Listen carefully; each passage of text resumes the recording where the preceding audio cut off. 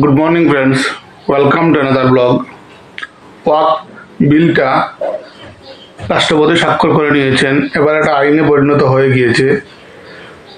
গত 3 এপ্রিল লোকসভায় 12 ঘন্টা ধরে আলোচনার পর মধ্যরাতে এই বিলটি পাশ হয়। আর এই বিলের পক্ষে ভোট পড়ে 288টি, আর বিপক্ষে পড়ে 232টি ভোট। এরপর দিন 4 এপ্রিল রাজ্যসভায় এই বিলটি পেশ করা হয়। এরপর মধ্যরাতে সেখানে বিলটি 128টা পক্ষে পড়ে এই বিলে, আর 95টি বিলের বিপক্ষে পড়ে রাজ্যসভাতেও বিলটি পাশ হয়ে যায়। আমাদের সবারই জানা রয়েছে, এ ধরনের বিল লোকসভা এবং রাজ্যসভা দুই সদনেই পাশ হতে হয়, তারপর রাষ্ট্রপতি স্বাক্ষরের পর সেটা আইনে পরিণত হয় এবং এটা আইনে পরিণত হয়ে গিয়েছে। এবার এই যে ওয়াকফ বিলটা বা ওয়াকফ আইনটা, এ নিয়ে কিন্তু সব দিকে খুব বেশি চর্চা হচ্ছে, আলোচনা হচ্ছে, সমালোচনা হচ্ছে। যেমন এই যে ওয়াকফ সংশোধনী আইন বাতিলের দাবিতে দনেহরি, হাতিকাল ও কচুদরমে প্রতিবাদ হয়েছে। এরকম প্রতিবাদ প্রায় অনেক জায়গায় হচ্ছে, আমাদের শ্রীভূমিতে অনেক জায়গায় প্রতিবাদ হয়েছে। এবার যারা প্রতিবাদ করছেন এর মধ্যে অনেকেই কিন্তু জানেন না যে এই যে ওয়াকফ সংশোধনী আইন এটা কি। এরা কিন্তু অনেকেই জানেন না এটা কি, এই আইনটা কি। আমার এদের কাছে অনুরোধ রইল যে এই আজকাল ইন্টারনেটের যুগ, সোশ্যাল মিডিয়ার যুগ, একটু ঘাটাঘাটি করলেই জেনে নিতে পারবেন যে ওয়াকফ সংশোধনী আইনটা কি। এতে যে কারোর ক্ষতি হচ্ছে না, বরং লাভই হচ্ছে।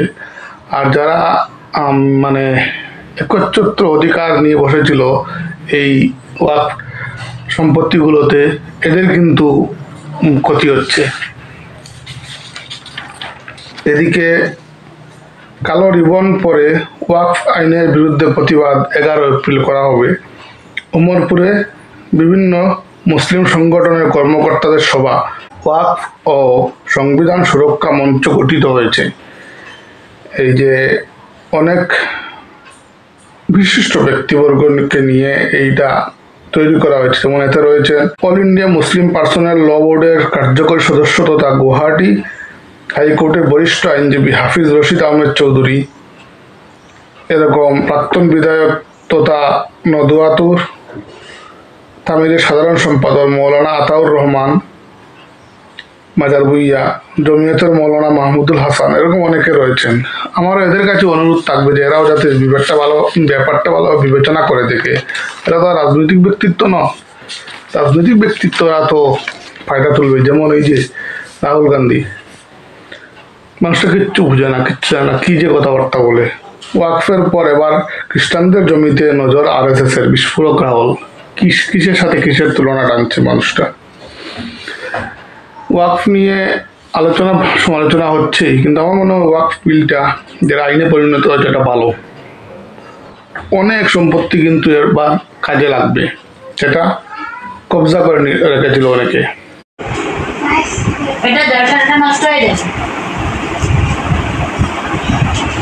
দেখাও তোমার বুকগুলো, দেখাও তো তোমার বুকগুলো দেখাও পাপ্পা, বুক দেখাও। এটা কি? এটা বুক না তো, এটা কপি। এটা কপি। আর কপি কোথায় দেখাও তো। এটা কি কপি? হ্যাঁ, এটা আর্ট কপি। এটা আর্ট কপি। আর এটা কি? এটা এই যে এটা এটা এটা এটা কি? হ্যাঁ,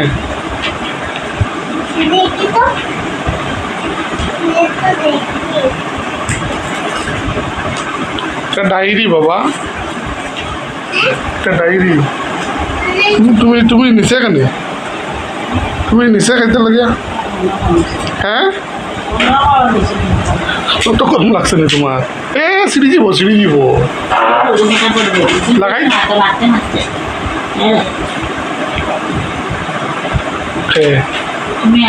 আমি কিতা করছি কোন সময়?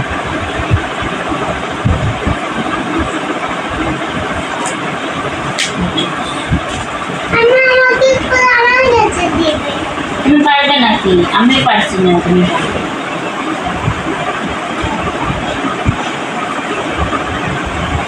রেখে দেবো। সাতটা বাজে যাওয়া মোবাইল দেওয়া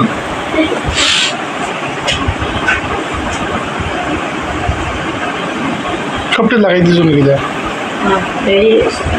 মায়ের পারো নি গো লাগাইতে কেটা দিন লাগাও না ডাইরিতে লাগাও কেটা দিন মালাট নেই মালাট আমি না ডাইরিতে কি লাগাবে তুমি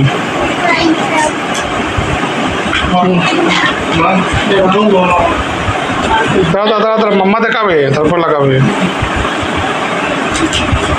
এক্সট্রা লাগিয়ে দিচ্ছি